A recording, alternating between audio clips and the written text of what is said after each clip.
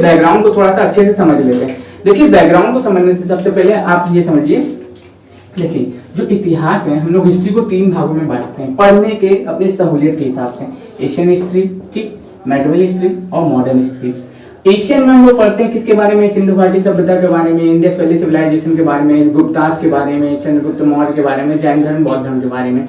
सल्तनत पीरियड में जाते मेडिवल में जाते हैं तो हम लोग पढ़ते हैं एक क्या होता है उत्तर सल्तनत काल और एक होता है मध्य सल्तनत काल। मतलब कि सल्तनत पीरियड को भी हम लोग 2 भागों में बांट के पढ़ते हैं। एक जो हम लोग पढ़ते हैं 712 ईस्वी में, 712 ईस्वी में मोहम्मद बिन कासिम का जो भारत में आक्रमण होता है, 712 ईस्वी में जो मोहम्मद बिन कासिम के द्वारा भारत पे आक्रमण किया जाता है उसके बारे में हम लोग पढ़ते हैं 712 ईस्वी में। फिर उसके बाद हम लोग पढ़ते हैं दिल्ली सल्तनत के बारे में जो 1226 से स्टार्ट होता है, ठीक है, 1226 से स्टार्ट होता है। और फिर उसके बाद हम लोग मुगलों के बारे में पढ़ते हैं जो 1526 से स्टार्ट होता है। फिर मॉडर्न पे हम लोग स्टार्ट करते हैं 1760 से, कुछ लोग बोलते हैं 1857 से और कुछ लोग का कहना है कि 1757 से। तो इस तरीके से हम लोग अपनी सहूलियत के हिसाब से हिस्ट्री को 3 भागों में बांट के पढ़ते हैं। हिस्ट्री को हम लोग 3 भागों में बांट के पढ़ते हैं। लेकिन अगर एग्जाम पॉइंट ऑफ व्यू से बात करें कि सबसे ज्यादा एग्जाम में क्वेश्चन किस विभाग से आते हैं, एशियन से आते हैं, मेडिवल से आते हैं या मॉडर्न से आते हैं, तो सबसे ज्यादा क्वेश्चन मॉडर्न से आते हैं, ठीक है। मॉडर्न के बाद से सबसे ज्यादा क्वेश्चन आते हैं। तो हम लोग इस पे आइए अच्छे से चर्चा करते हैं कि मॉडर्न हिस्ट्री की शुरुआत आखिर होती कब से है। अब ध्यान से आप मेरी बात को सुनिएगा, एकदम ध्यान केंद्रित करके आप मेरी बात को सुनिएगा एकदम अच्छे से। 1498 का समय, मान लीजिए 15वीं शताब्दी का समय था, ठीक है। आप देखते हैं पूरा विश्व दिखते हैं कि पूरा विश्व गोल है, कहा जाता है कि पूरा विश्व गोल है। तो ऊपर में आपको दिख जाएगा, ऊपर वाला जो इलाका आप देखते हैं, यहाँ वाला ये जो आप इलाका ऊपर वाला देखते हैं, ठीक है, ये क्या है, रशिया वाला इलाका है। यहाँ पे क्या है, यूरोप है। यहाँ पे आपको दिख जाएगा साउथ अफ्रीका दिख जाएगा और यहाँ पे हम लोग एशिया से सटे हुए हैं, ये हम लोगों का भारत है। अब देखिए यहाँ पे एक जगह थी, ठीक, जहाँ पे 1453 में 1453 में यहाँ पे तुर्कियों का कब्जा हो जाता है, ठीक। यहाँ पे तुर्कियों का कब्जा हो जाता है, जो तुर्की रहते हैं कुतुबुनिया पे जो तुर्कियों का जो है कब्जा हो जाता है। वहाँ पे समझ लीजिए कि तुर्कियों के कब्जा के द्वारा वहाँ पे क्या हो जाता है, हम लोग का जो यूरोप का व्यापार भारत से हो जाता था वो हो गया बंद।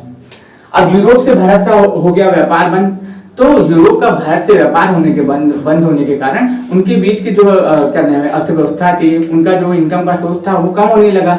तो अब लोग वो सोचने लगे कि आखिर हम लोग अपने व्यापार का विस्तार किस तरीके से करें, हम लोग अपने व्यापार को किस तरीके से बढ़ाएं, ये सभी चीजें वो लोग सोचने लगे थे। तो होता क्या है आखिर में 1492 ईस्वी में आप सुने होंगे कि स्पेन के बारे में सुने होंगे कि स्पेन के जो क्या नाम है राजा थे, वहां के लोगों के ऊपर इनाम रखते थे कि आप जाइए नई जगह की खोज करिए, नई देशों की खोज करिए, हम आपको इनाम देंगे। तो इसी तरीके से 1492 में एक व्यक्ति निकलता है, 1492 में एक व्यक्ति निकलता है जिसका नाम रहता है कोलंबस, ठीक। इधर जानते हैं कि इधर नॉर्थ अमेरिका है और इधर साउथ अमेरिका है। तो व्यक्ति क्या करता है, यूरोप से निकलता है और पहुंच जाता है कहाँ, खोज लेता है 1492 में अमेरिका को खोज लेता है, ठीक। उसके ठीक 6 साल बाद एक और व्यक्ति चलता है, उसका नाम रहता है वास्को डिगामा। उसका नाम क्या रहता है, वास्को डिगामा रहता है। 6 साल बाद चलता है, ठीक है। 1498 ईस्वी में यहाँ से इसे निकलता है साइड अफ्रीका के केप ऑफ गुड होप पे पहुंचता है, अफ्रीका के तट पे केप ऑफ गुड होप पे पहुंचता है। अफ्रीका का जो तट रहता है वहां पे केप ऑफ गुड कहा जाता है, जो नीचे का अफ्रीका का जो तट है उसको केप ऑफ गुड कहा जाता है, केप ऑफ गुड होप कहा जाता है। यहाँ पे पहुंचता है तो यहाँ पे एक इसको नाविक मिलता है, जिस नाविक का नाम रहता है अब्दुल मजीद। क्या नाम रहता है उस नाविक का, अब्दुल मजीद। उस नाविक का नाम रहता है अब्दुल मजीद।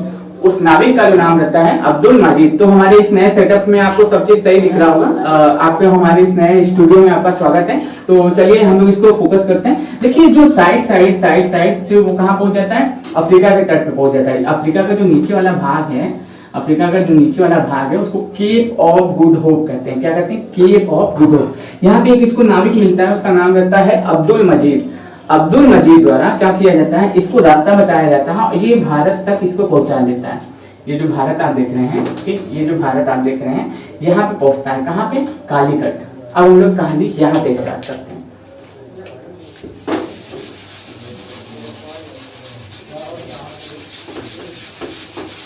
अब कहानी को हम लोग यहाँ से स्टार्ट करते हैं। कहाँ पहुँचता है? कालीकट, यहाँ पे कालीकट पहुँचता है। कहाँ पहुँचता है? कालीकट पहुँचता है। उससे पहले हम लोग थोड़ा सा इसको समझ लेते हैं कि बैकग्राउंड को क्या है आखिर। देखिए, भारत में कंपनियों का आगमन का क्रम और भारत में कंपनियों की स्थापना का क्रम दोनों अलग अलग है। इसको एक साथ आप मिक्स मत कर लीजिएगा कि भारत में कंपनी के आगमन का क्रम और स्थापना का क्रम दोनों सेम है, दोनों बिल्कुल ही अलग है। आप याद रखिएगा कि दोनों का दोनों चीज बिल्कुल ही अलग है। तो क्या नाम है, आप तो थोड़ा सा टाइम ले लीजिए, आप 1-2 मिनट, मैं 1-2 मिनट इंतजार कर लेता हूँ, फिर कंटिन्यू करेंगे। तो आप लोग इस क्लास को पूरा कीजिएगा, आप लोग को बहुत फायदा होगा इस क्लास से अगर आप लोग करते हैं तो आप लोग जितने लोग ज्वाइन होना चाहते हैं तो आप हमारे साथ अभी ज्वाइन हो सकते हैं। ये क्लास आपके बहुत काम आने वाली है। आपको ये क्या नाम है YouTube पे खोजने पे जल्दी नहीं मिलेगा, क्योंकि क्या नाम है YouTube पे आपको आधी चीजें मिलेंगी, आधी नहीं मिलेंगी। तो आप लोग जल्दी से ज्वाइन हो जाइए, जितने लोग भी हमारे साथ ज्वाइन होना चाहते हैं। इसके बाद जो क्लासेस रहेंगी आपकी मैथ की चलेंगी, रीडिंग की चलेंगी, पासे की क्लास मोहित सर आपके सामने लेके आएंगे, और कुछ दिन से करंट अफेयर्स नहीं कराया जा रहा है तो वो भी हो जाएगा कुछ दिन बाद, जैसे ही हम लोग को समय मिलता है। तो आप लोग तुरंत अगर ज्वाइन होना चाहते हैं तो आप लोग हमारे क्लासेस को तुरंत आप लोग ज्वाइन कर सकते हैं। आप लोग नोटिफिकेशन को ऑन करके रखा करिए ताकि आपको नोटिफिकेशन हम लोग के क्लासेस के बाद तुरंत आपको मिल जाया करे, ठीक है। तो हम लोग अपनी इस जर्नी को आगे बढ़ाते हैं, ठीक है। तो अब ध्यान से सुनिए इसको। अब देखिए होता क्या है कि कंपनी पहले भारत में जो आती है, सबसे पहले आने वाली भारत में यूरोपीय कंपनी रहती है, वो रहती है पुर्तगाल। कब आती है? 1498 में, 1498 में, जिसपे मैं अभी जिक्र करूंगा, ठीक। 1498 में आती है। दूसरी जो कंपनी रहती है वो आती है 1595 में, ठीक है। तीसरी कंपनी है 1600 में। ये कंपनी के आगमन का क्रम है और कंपनी की स्थापना का क्रम अलग है, ठीक है। और 1600 में अंग्रेज और 1664 में फ्रांसीसी कंपनी। अब कंपनी की स्थापना का क्रम क्या है? 1498 में ये कंपनी की स्थापना होती है। 1503 में ये लोग अपनी पहली फैक्ट्री खोलते हैं कोचीन में, पुर्तगाल, ठीक। 1498 में कोचीन में 1498 में कोचीन में क्या होती है, इन्होंने अपनी 1498 में ये कंपनी आती है भारत। 1503 में अपनी पहली फैक्ट्री कोचीन में खोलती है। अंग्रेज कंपनी की स्थापना 1600 में होती है, लेकिन ये लोग अपनी कंपनी पहली खोलते हैं कहाँ? सूरत में, 1608 में, ठीक। और डच ईस्ट इंडिया कंपनी की स्थापना 1602 में होती है। ये लोग अपना पहला फैक्ट्री खोलते हैं 1605 में। 1664 में फ्रांसीसी ईस्ट इंडिया कंपनी बनती है। ये लोग अपना पहला फैक्ट्री खोलते हैं सूरत में 1668 में, ठीक। अब हम लोग इस पे वापस आ जाते हैं। जैसा कि मैंने बताया कि ये लोग कहाँ पहुंचा, जो वास्को डी गामा था ये पहुंचता है आपका वहां पे केरल में, केरल यानी कोचीन के तट पे। वहां का जो राजा रहता है उसका नाम रहता है जमोरियन। वहां का जो राजा रहता है उसका नाम क्या रहता है? जमोरियन। वहां का जो राजा रहता है उसका नाम रहता है जमोरियन। वहां का जो राजा रहता है उसका जो नाम रहता है जमोरियन रहता है। अब जमोरियन के द्वारा वास्को डी गामा का बहुत स्वागत किया जाता है। कभी कभी सुनते होंगे, किताबों में देखने को मिलता है कि वास्को डी गामा में 1498 में भारत की खोज की थी। 1498 में वास्को डी गामा ने 1498 में वास्को डी गामा ने भारत की खोज की थी, जो कि बहुत ही गलत दिखाया जाता है, लेकिन खोजा है समुद्री रास्ता तो नाम उसका दे दिया जाता है, ठीक है। वैसे भी भारत की खोज कोई नहीं कर सकता, क्योंकि खोजा उसको जाता है जो गुम हो गया हो। भारत की सभ्यता 5000 साल पुरानी सभ्यता, आप इंडस वैली सिविलाइजेशन से आप उसको समझ सकते हैं, ठीक है। फिर होता क्या है, यहाँ पे राजा जो रहता है जमोरियन उसका खूब स्वागत वगैरह करता है, उसको क्या नाम है मसाला वगैरह ढेर सारा देता है। उससे 60 गुना लाभ प्राप्त होता है। उससे क्या होता है? उससे 60 गुना लाभ प्राप्त होता है। वो यूरोप में ले जाकर मान लीजिए कोई वस्तु 100 रुपए का, उसको ले जाकर वहां पे 6000 में बेचता है। उससे उसे क्या होता है? 60 गुना लाभ प्राप्त होता है। 60 गुना, समझ लीजिए कि 60 गुना लाभ प्राप्त होता है उससे, और बहुत फायदा होता है। यूरोप में हल्ला मच जाता है कि भैया अरे बाप रे, ये तो 100 रुपए का चीज लेकर आया 6000 में बेचती है, ऐसे कैसे हो गया? तो सब कोई खोजने लगा कि कहाँ गया था, ये कैसे आया था। तो पहली बार वास्को डी गामा, ठीक है, पहली बार वास्को डी गामा, ठीक, वास्को डी गामा आया था हमारा कब? 1498 में, ठीक, 1498 में। और किसकी ओर से आया था? पुर्तगाल की ओर से। किसकी ओर से? पुर्तगाल की ओर से। पुर्तगाल के उस समय जो महाराज थे, जो प्रिंस थे, उनका नाम था Prince Henry the navigator. Prince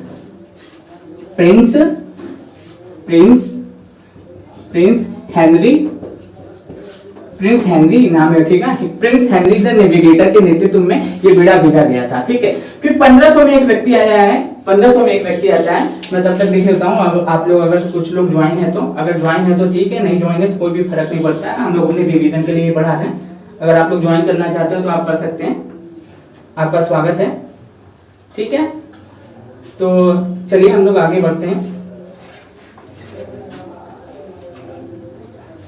तो अगर आप लोग ज्वाइन होना चाहते हैं तो आप लोग तुरंत ज्वाइन हो जाइए, इससे आप ही को फायदा होगा। ठीक है, तो जल्दी जल्दी से आप लोग ज्वाइन हो जाइए। अगर जो लोग भी ज्वाइन होना चाहते हैं 1-2 मिनट में इंतजार कर लेता हूँ आप लोगों का। 1 मिनट, बस 1 मिनट के बाद हम लोग क्लासेस को आगे बढ़ाएंगे, बस 1 मिनट के बाद।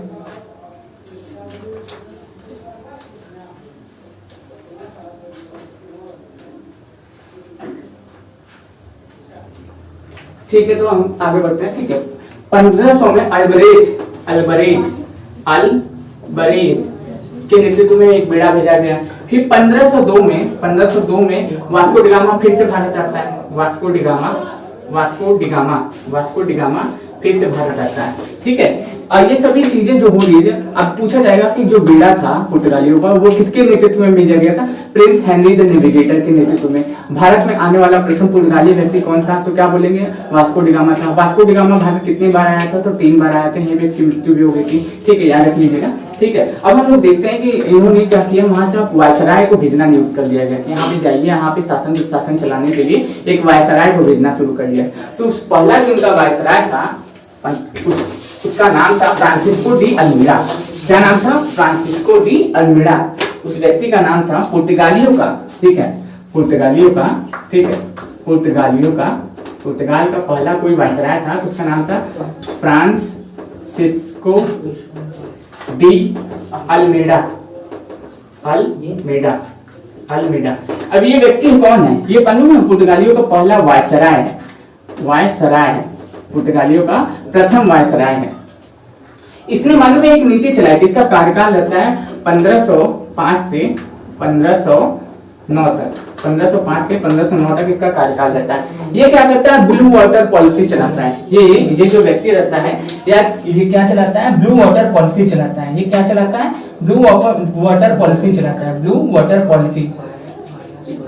ये जो हिंद महासागर का क्षेत्र आप देख रहे हैं, यहाँ पे क्या चलाने लगा? कोई भी अगर विदेशी जहाज यहाँ पे आता है तो बिना इसकी अनुमति के अंदर नहीं आ सकता, बिना इसको टैक्स दिए अंदर नहीं आ सकता। उसी को क्या करते थे? ब्लू वाटर पॉलिसी चला। तो कौन चलाता है? याद रखिएगा कि ब्लू वाटर पॉलिसी। तो ब्लू वाटर पॉलिसी को चलाने वाला जो व्यक्ति था उसका नाम था फ्रांसिस्को डी अल्मीड़ा। पुर्तगालियों का प्रथम वायसराय भी कौन था? फ्रांसिस्को डी अल्मीड़ा था। ठीक है, फिर इसके बाद अगला जो वायसराय आता है उसका नाम रहता है फ्रांसिस्को क्या नाम है? उसका नाम जो रहता है अल्बुकर्क रहता है। उसका क्या नाम रहता है? अल्बुकर्क रहता है। इसके बाद जो अगला वायसराय आता है, आप लोग ज्वाइन हुए, जितने लोग ज्वाइन होना चाहते हैं। ठीक है, तो पुर्तगालियों का प्रथम वायसराय आप लोगों से पूछे तो कौन था? फ्रांसिस्को डी अल्मीड़ा था। कब से कब इसका कार्यकाल था? 1505 से 1509। इसके शासनकाल में इसने क्या लागू किया था? Blue water policy. जो पुर्तगालियों का जो बेड़ा है भारत में किसके नेतृत्व में भेजा गया था? प्रिंस हेनरी द नेविगेटर के नेतृत्व में। पुर्तगालियों की ओर से आने वाला पहला पुर्तगाली यात्री कौन सा था? वास्को डिगामा था। उसके बाद कौन आया? अल्बरेज आया। फिर उसके बाद कौन आया? वास्को डिगामा आया। फिर उसके बाद कौन आया? फ्रांसिस्को डी अल्मीड़ा आया। फिर उसके बाद कौन आता है? अल्बुकर्क आता है। इसके बाद जो आता है वो आता है, उसका नाम रहता है अल्बुकर्क। इसके बाद जो व्यक्ति आता है उसका नाम रहता है अल्बुकर्क। क्या नाम रहता है? अल्बुकर्क। 1509 से, ठीक है, 1509 से 1515 तक ये यहाँ पे अपना कार्यभार संभाला है। कौन? 1509 से 1515 तक। 1509 से 1515 तक यहाँ पे आता है। ये क्या करता है? ये बीजापुर का शासक जो रहता है, ठीक, बीजापुर का जो शासक रहता है, उसका नाम रहता है आदिल शाह। उसका पूरा नाम अगर पूछे तो यूसुफ आदिल शाह। ठीक, आदिल शाह। बीजापुर का जो शासक रहता है उस व्यक्ति का जो नाम रहता है उसका नाम रहता है यूसुफ आदिल शाह से। इससे क्या जीतता है? अल्बुकर्क गोवा को जीत लेता है। ठीक, गोवा को जीता और फिर इसने कोचीन को राजधानी बनाई। ठीक, इसने कोचीन को राजधानी बनाई। इसने क्या किया? सबसे पहले इसमें 1509 से 1515 तक इसका कार्यकाल रहा। बीजापुर का जो शासक रहता है यूसुफ आदिल शाह, उससे इसने क्या जीता था, बीजापुर के शासक यूसुफ आदिल शाह से इसने गोवा जीता।